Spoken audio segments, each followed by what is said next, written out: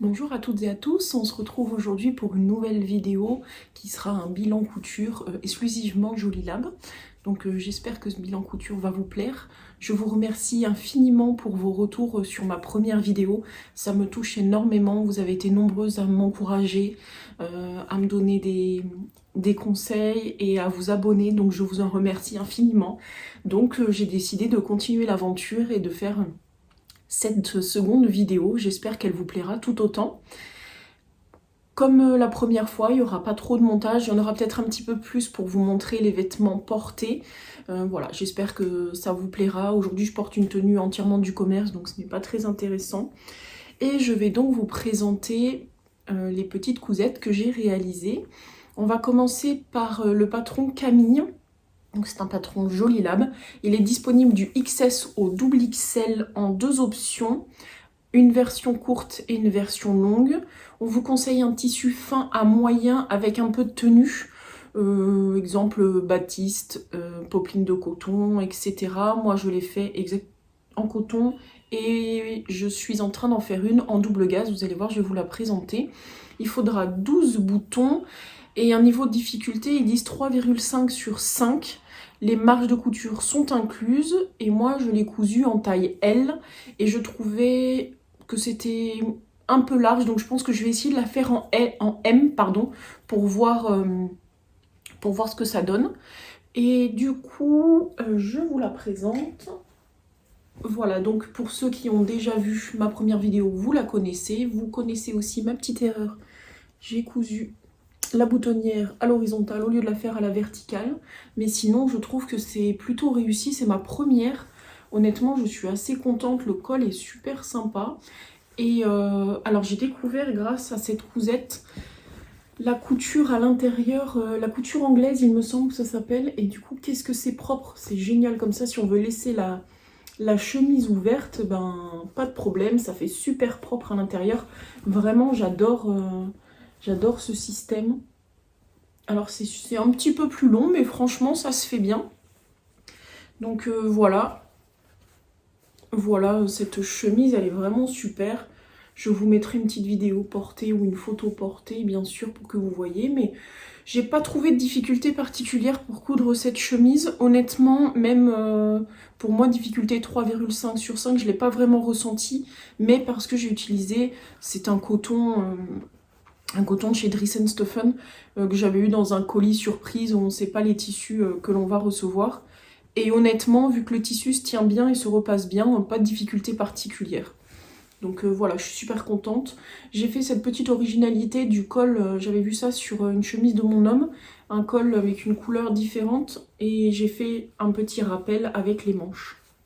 Voilà, j'aime beaucoup cette chemise, elle est facile à porter, et voilà, j'aime beaucoup ce patron, je vais le recoudre plusieurs fois.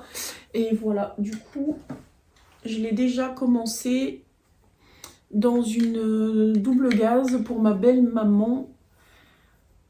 Voilà, en double gaze, je trouve que c'est très joli aussi, vous voyez. Franchement, je pense qu'elle va être super bien avec cette chemise. Ça, en double gaze, on peut la porter ouverte et tout, c'est très sympa. Je trouve pour l'été, pour les petites soirées un peu fraîches. Donc voilà, pas de difficulté particulière non plus sur la double gaze. Honnêtement, vraiment très sympa à coudre Camille. En plus, il y a une vidéo de disponible. Donc les explications sont super bien faites. Vraiment, moi, j'ai pas eu de problème. Je crois que j'ai pris la vidéo pour le col parce que je n'avais jamais monté de col. Voilà, pour voir un petit peu comment ça se faisait. Et oui, j'ai pas fait le biais de manche, j'ai fait une patte de manche. Et je trouve ça plutôt sympa. Alors, elle n'est pas parfaite, hein, ça c'est sûr. Là, j'ai pas encore mis le bouton. Mais vous voyez, je trouve ça très sympa. Donc ça, c'est pareil, on a deux options. Le biais de manche et la patte de manche. Je crois que sur la première... Oui, sur la première, j'avais fait le biais de manche. Et sur celle-ci, la patte de manche, voilà, pour essayer un petit peu d'attraper des nouvelles techniques. Je choisis souvent, quand je refais un patron, de le faire un peu différemment pour apprendre de nouvelles choses. C'est un petit peu pour ça que je couds aussi... deux fois le même patron, on fait les choses différemment et du coup je trouve qu'on apprend des techniques différentes aussi parce qu'on se concentre sur certaines choses on n'a pas forcément pu se concentrer au départ. Ensuite, je vais vous présenter Anouk. Anouk est disponible du 34 au 48 en 2 options. Alors moi du coup j'en ai carrément fait une 3e option parce que je n'ai fait aucune finition, aucune manche, aucune poche. J'ai vraiment fait le plus simple possible. Voici les 2 options. Alors il y a les petites manches avec des fronces et les poches plaquées. Ou alors les manches assez droites, on va dire, assez lisses. Et les poches, bon, qui sont plaquées aussi, mais qui sont plus larges. Je trouve très sympa. Je pense que je vais me coudre celui-ci pour cet hiver. Là, j'ai fait une version très simple parce que j'ai eu un coup de cœur sur le tissu. Et tout de suite, j'ai dit, ah, je vais faire ça. Mais je n'avais pas envie de faire des manches et des poches. Donc j'ai fait très simple, vous allez le voir. Donc je vous disais, elle est disponible du 34 au 48 en 2 options. Si vous faites vous-même le matelassé, il vous faudra entre 70 et 90 de tissu principal, un tissu assez fin à moyen et entre 65 et 70 cm de watine, 90 cm de doublure. Et si vous utilisez un tissu déjà matelassé comme moi, il vous faudra entre 70 et 90 cm de tissu matelassé et 90 cm de doublure, ça dépend de votre taille bien évidemment. Le niveau de difficulté il est 1,5 sur 5, les marges sont comprises et moi je l'ai cousu en L avec l'option la plus simple, vous allez le voir, voilà. Alors c'est un tissu de chez Mondial Tissu, enfin les deux d'ailleurs, mais j'ai craqué, regardez. J'adore ce matelassage fleur là, Girl Power, j'ai poussé le vis avec une doublure en coton pareil, avec des visages de femmes, avec des boucles d'oreilles. Pour moi, c'est vraiment ma petite veste Girl Power par excellence. Facile à mettre, voilà, c'est vraiment la veste... mince, il faut que j'enlève les petits... Je vais vous expliquer après. Le petit col, je le trouve vraiment génial. J'adore ce col, je pense que vraiment, sur certaines vestes, je reprendrai ce col parce que je le trouve très sympa. Il monte pas trop et tout, moi j'aime pas trop... Enfin, ça dépend, des fois j'aime les gros cols et des fois j'aime bien... J'ai un peu du mal avec l'entre-deux, je trouve que c'est sympa un col comme ceci. Alors, difficulté 1,5 sur 5. Moi, je ne trouve pas du tout. J'aurais plutôt dit beaucoup de difficultés, voire beaucoup plus que pour la chemise. Le biais est à faire soi-même. Pas de problème, j'ai le petit truc là que j'avais acheté sur AliExpress, pas très cher, qui est disponible partout, dans toutes les merceries d'ailleurs. Et les finitions de ce gilet sans manches sont pour moi vraiment une catastrophe. J'ai beaucoup de mal. Je le porte, mais j'ai beaucoup de mal à le porter. Je ne sais pas ce que j'ai fait, mais vous allez le voir, les finitions sont vraiment pas jolies, vous voyez. C'est pas régulier du tout. Alors, on voit pas très bien le blanc. Enfin, c'est pas régulier du tout. Et alors le pire, c'est à l'intérieur, vous voyez. Voilà.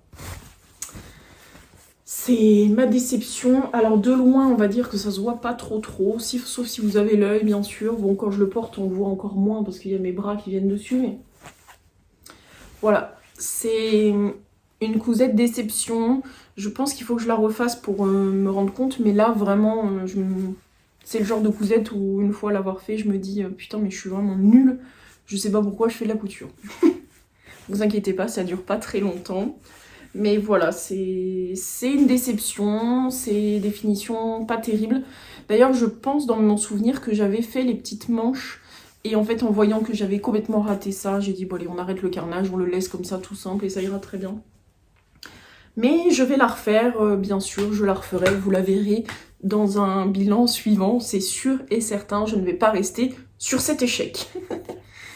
Dites-moi vous aussi si vous avez des échecs comme ça qui vous remettent en question. C'est compliqué, mais bon, je pense que c'est comme ça qu'on avance aussi. On apprend à faire les choses différemment et voilà. Courage à celles qui sont en train de vivre ça en ce moment. Ça m'arrive souvent. Ensuite, je vais vous présenter Nella. Nella est disponible du 34 au 48. Elle existe en version top et robe et en 2 options. Alors, pour coudre le top, il vous faut entre 1,20 m et 1,30 m de tissu. Et pour la robe, entre 1,70 m et 1,80 m de tissu. Fin à moyen, le mieux c'est fluide, viscose, lyocell, etc. Après, vous connaissez bien mieux que moi les tissus pour certaines. En option, on peut mettre des perles. Le niveau de difficulté, il est 2/5. Les marges de couture sont incluses. Moi, je l'ai cousu en taille 42, mais je vais faire une taille 44 pour essayer de gagner un petit peu en aisance. D'ailleurs, je suis en train de coudre la robe en 44 pour voir ce que ça va donner. J'espère que ça va aller. Voici les dessins techniques. Voilà.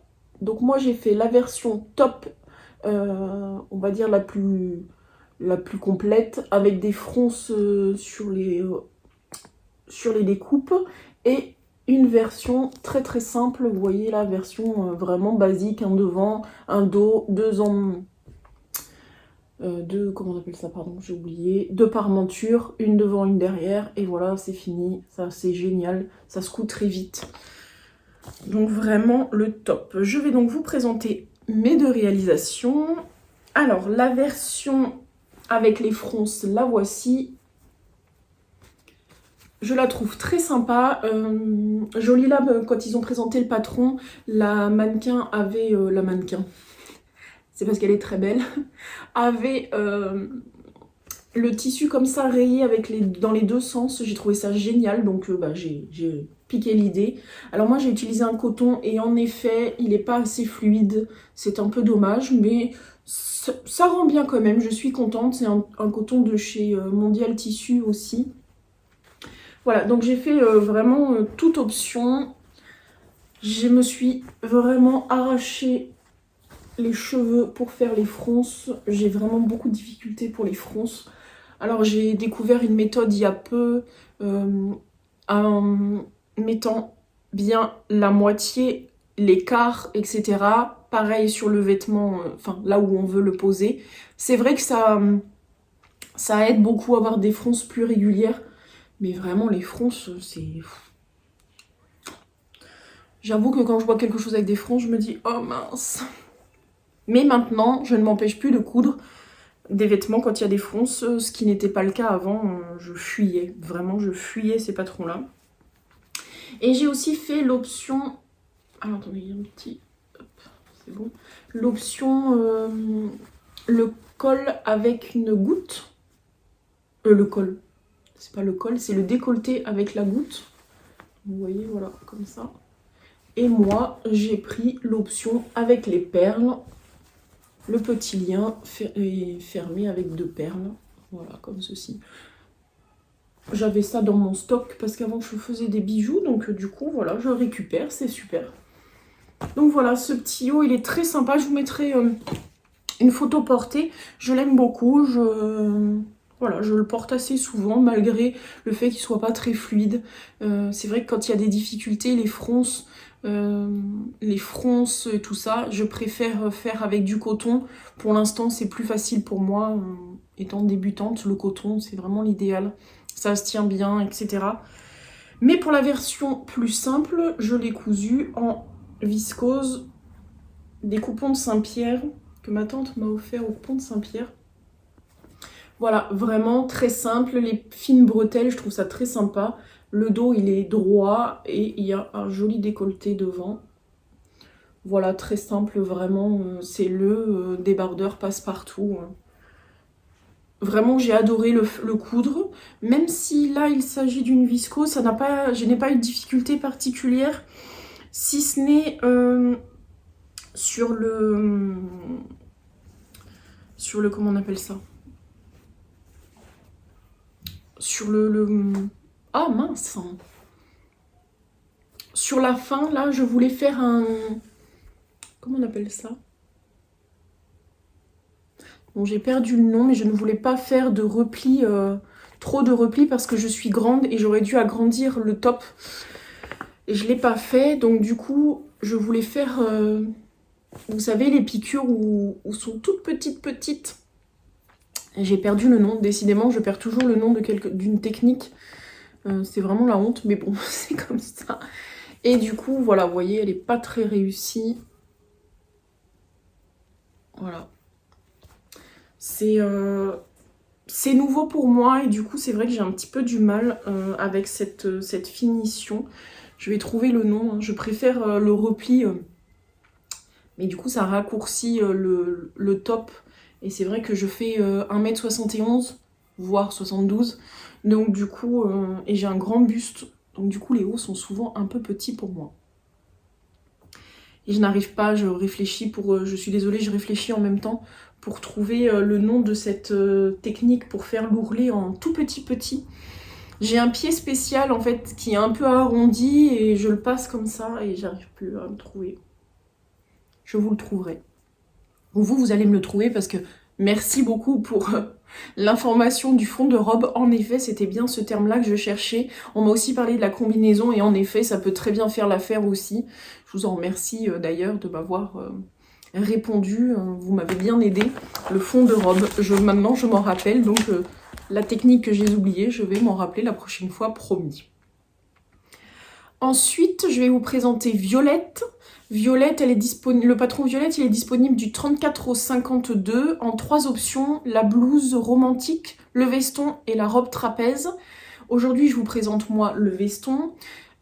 Pour le veston, il est entièrement doublé. Le tissu principal, on en a besoin entre 60 cm et 1 mètre. Donc moi, je trouve ça top parce que ça utilise des petits coupons. Je trouve ça génial.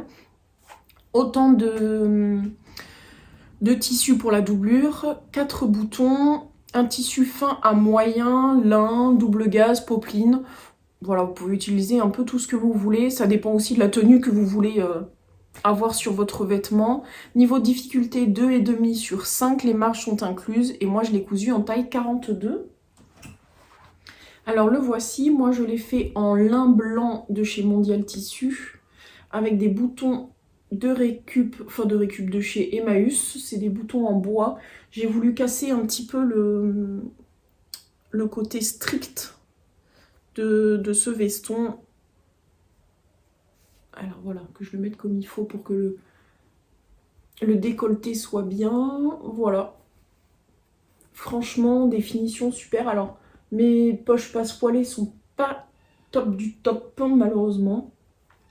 Mais je trouve que c'est un patron hyper agréable à coudre. En plus, entièrement doublé. Alors franchement, les finitions, ça fait vraiment super propre. Si vous le mettez à l'envers, vraiment, regardez, voilà. Il est vraiment super, super propre. Des trop belles finitions. Alors moi, j'adore, franchement. En plus, pas super complexe. Donc, j'adore ce genre de cousette. Alors, si j'ai fait une erreur, je pense j'ai mal placé mes boutons. Parce que du coup, si je tire pas bien sur ma boutonnière, vous voyez, j'ai un petit décalage. Si je mets bien mes boutons en fond de boutonnière, ça va très bien. Voilà, si je tire bien, ça va très bien, voilà. Mais si je le mets comme ça, et ben ça remonte un peu. Donc j'ai mal placé mes boutons. Bon, c'est quelque chose qui se rectifie, donc c'est parfait. Mais voilà. Voilà, franchement, ce veston, génial. J'ai hâte de coudre du coup la robe trapèze et la blouse romantique. La blouse romantique, c'est vraiment... Alors attendez, je vais vous montrer les dessins techniques. C'est vraiment la blouse, enfin le top du moment, quoi. On le voit partout avec les petits nœuds. Voilà. Comme ça, vous voyez le dessin technique. Vous voyez vraiment, c'est le haut du moment. Tout le monde en a un. Après, forcément, il y a des petites différences. Mais l'avoir cousu main soi-même, c'est encore mieux. Donc voilà, il y a vraiment de quoi faire sur ce patron, je trouve. Avoir un veston, une blouse et une robe sur un seul patron, c'est vraiment trop bien. J'apprécie beaucoup, je trouve que c'est vraiment idéal. Donc, nous allons donc terminer avec la veste Jeanne. Vous l'avez déjà vue si vous avez vu ma première vidéo. Elle est disponible du 34 au 52 en 2 options. Une version courte comme je l'ai faite et une version longue avec une ceinture qui est très belle, qui correspond pas à ma morphologie parce que moi je n'ai pas de taille marquée, donc je pense que je ne la ferai pas. Mais par contre, je la trouve vraiment magnifique. Il vous faut entre 1,80 m et 2,50 m de tissu, suivant l'option que vous choisissez. Du thermocollant, il faut 6 boutons et le tissu conseillé est moyen à épais, non extensible. Gabardine de Nîmes. Alors moi, il est un petit peu extensible, mais c'est vraiment minime. Donc du coup, je trouve que ça rend très très bien. Le niveau de difficulté, il est de 2,5 sur 5. Les marges sont incluses. Et moi, je l'ai cousu en taille 42. Alors voilà. Pareil, là, les finitions de cette veste, moi, j'adore. Vraiment, je suis fan. Hop. Vous voyez. J'ai fait les poches. J'ai gardé l'idée du Onella vu sur Jolie Lab. J'ai un peu joué avec les rayures. Le sens du tissu, c'est celui-ci, celui du tissu principal. Donc j'ai pu jouer avec pour les poches, ça n'aura aucune incidence sur la tenue de mon tissu. Les manches aussi, voilà, je les ai faites sens inverse. Vous voyez la finition? Franchement, vraiment de superbe finition sur cette veste. Petit bémol, et moi je débute donc j'ai un peu du mal, j'aurais peut-être aimé qu'elle soit doublée ou au moins qu'on en ait la possibilité. Alors je sais que doubler une veste, pour certaines, c'est très simple. Il faudra que je me penche un peu sur la question parce que j'aurais bien aimé qu'elle soit doublée finalement. Ça serait plus propre, je trouve, à l'intérieur. Mais ça reste vraiment une superbe veste. Je suis trop contente, vous voyez. Il y a un empiècement en haut du dos et un empiècement tout le milieu. Tout au milieu, hop, une bande d'empiècement. Peut-être qu'on pourrait jouer avec. Je pense que je vais refaire une veste, peut-être que je jouerai avec, ou alors je vais carrément l'enlever pour pouvoir... j'ai des idées un peu avec des grosses broderies, etc. dans le dos de cette veste pour la rendre encore plus fun, on va dire, donc à voir. Ah oui, j'ai oublié de vous montrer ce que j'adore ici, c'est la petite finition sur la poche du bas. Je trouve ça très sympa. J'ai vu qu'il y avait pas mal de couturière qui l'avait cousu, je crois en référence à Cézanne, la veste Cézanne, de Cézanne ou Cézanne, je sais plus, avec des poches, un peu des poches dans le genre de celle de Anouk, un peu des poches dans ce style-là, bon pas exactement mais dans ce style-là, et c'est vrai que ça rend super bien aussi. Peut-être que je testerai ça sur ma veste un peu fun, peut-être que ce sera mieux que des poches plaquées comme ceci, à voir. Après, j'aime beaucoup la finition que Jolie Lab a fait, là, des poches plaquées comme ça. Franchement, top du top. Voilà, on a fini pour ce bilan couture. Écoutez, j'aime beaucoup Jolie Lab. C'est vrai que pour moi, qui débute, c'est super simple. Les livrets sont super bien expliqués. Ce sont des petits schémas à l'intérieur et pas des photos. Voilà, je vais vous en montrer au hasard. Des schémas comme ceci, donc c'est super simple à suivre. Il y a, alors pour l'instant, moi, à chaque fois que j'ai eu besoin, il y a eu des vidéos. Je ne sais pas si elles y sont pour tous les patrons, mais en tout cas sur beaucoup de patrons, puisque moi, pour l'instant, je l'ai eu toutes les vidéos dont j'ai eu besoin. Donc vraiment au top. Si vous commencez, si vous avez un patron qui vous plaît sur la collection Jolie Lab, n'hésitez pas. Vraiment, vraiment, c'est super sympa. Il propose aussi un abonnement où on reçoit tous les mois en PDF un nouveau patron. Top, moi je suis abonnée, j'ai eu ça à Noël par ma belle-sœur. Je me suis abonnée et j'adore, vraiment, c'est génial. Pour l'instant, je suis super contente, tous les patrons qui sont sortis sont géniaux. Violette faisait partie de ce patron, ça j'en suis sûre. Après, je ne me rappelle plus lesquels en font partie, mais...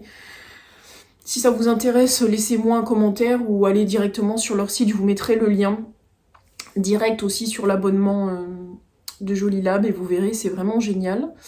Donc voilà, on a terminé pour aujourd'hui. J'espère que cette vidéo vous aura plu.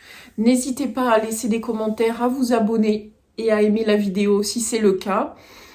Moi, je vous retrouve la semaine prochaine pour une nouvelle vidéo. On fera peut-être une série un peu spéciale pour les débutantes.